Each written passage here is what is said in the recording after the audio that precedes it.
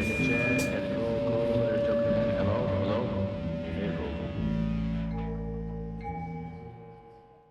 Jan Rune Poulsen og Mathias Kappnas har 17 årene ved vi mannen nekker av største tonelagerbølken om vi tæva.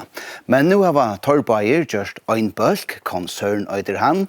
Tar sida her, velkommen til Bøyer. Takk for det. Til å kjøre en plato, 14 18 øyder hon, til 1418. Hon ikke kommet ut som vi sitter og prater på nå, men da det blir sent så hun kanskje i Søleboen og til tax eller noe sier at trappene tar, men hva det for en plata og hva konsern? Konsern det vi Bøyer. Så en verskatland Jokkon, en duo, her som for det meste spiller imiske jævnbord, keyboard og klaver, og Jan Rune for det meste spiller trommer og slaversk, men eisen suntar og sørst.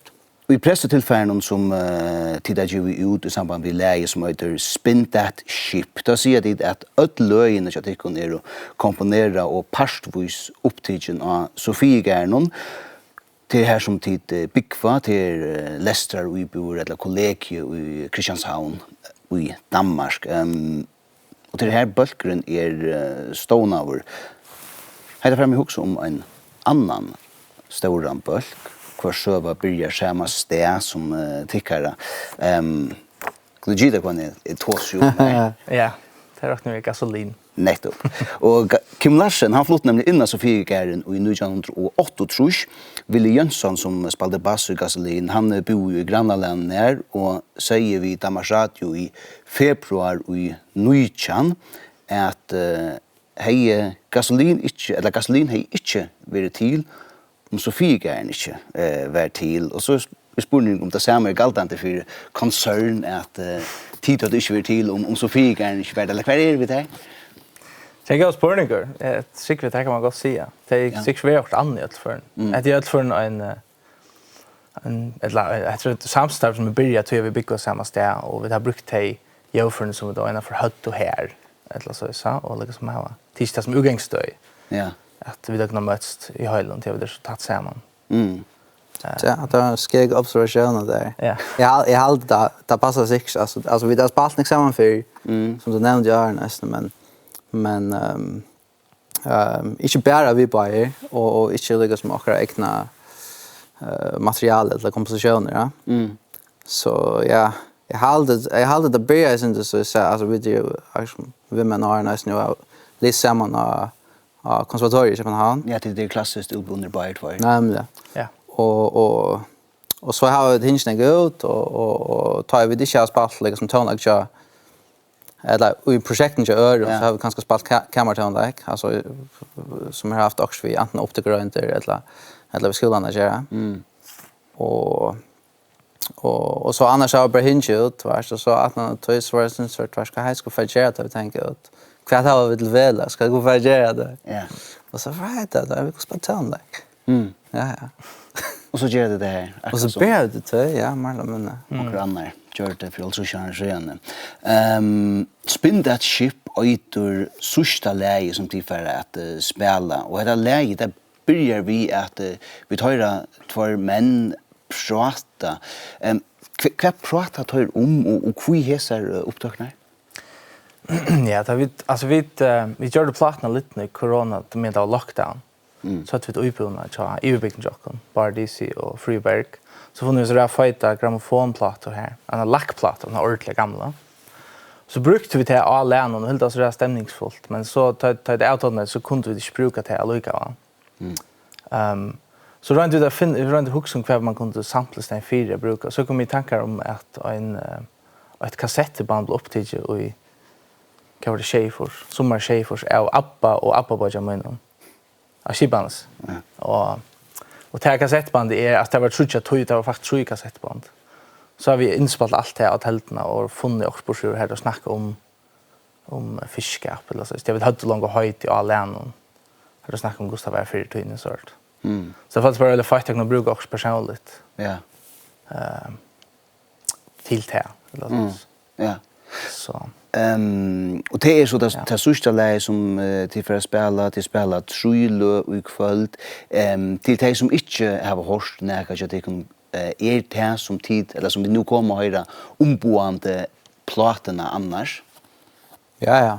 Alltså till två av lögn som vi får spela nu till era partners, och så om det utsättas inte örvise till vi ska spela allt sen och sört, men till alltså sammanlägga som koncern universum vi synton och trummon och ölja och lägga som einfalt angstväckna men så angst så händer något sånt ting liksom. Det är inte nytt just för att köpa platerna på bakgrund av det som det nu kommer att höra. Tvärsmält alltid vara meglas. Jan Rune och Mattias, tack för praten. Nu släpper det att spela.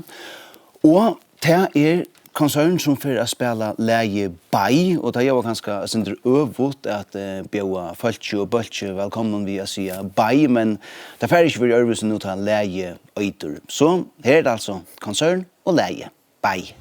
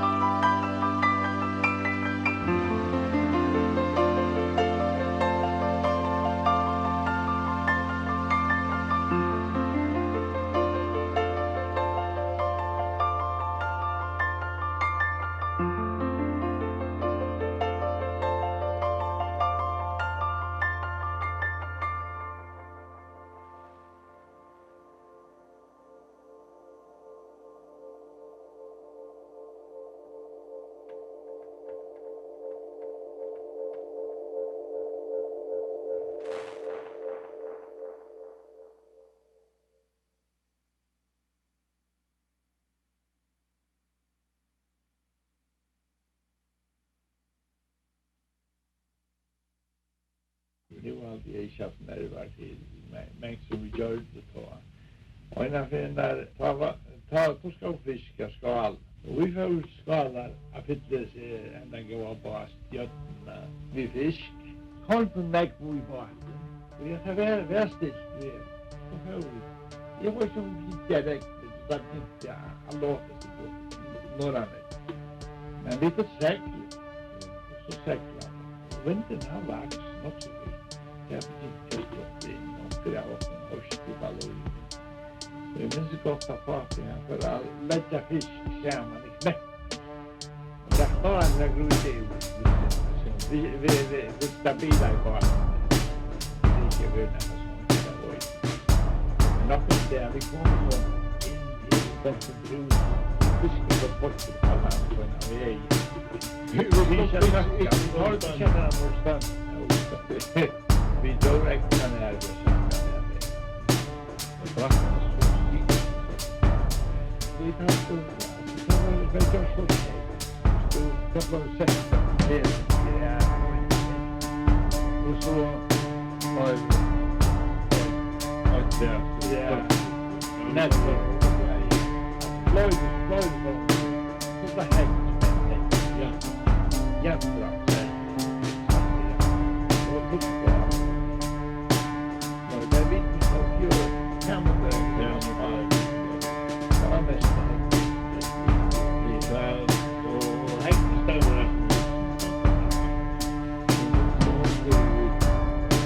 det kan vara så man gör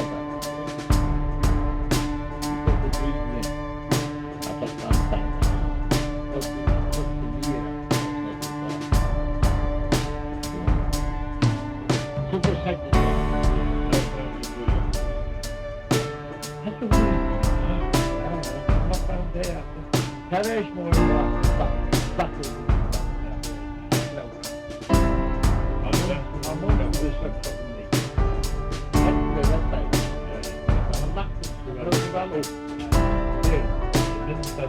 backar.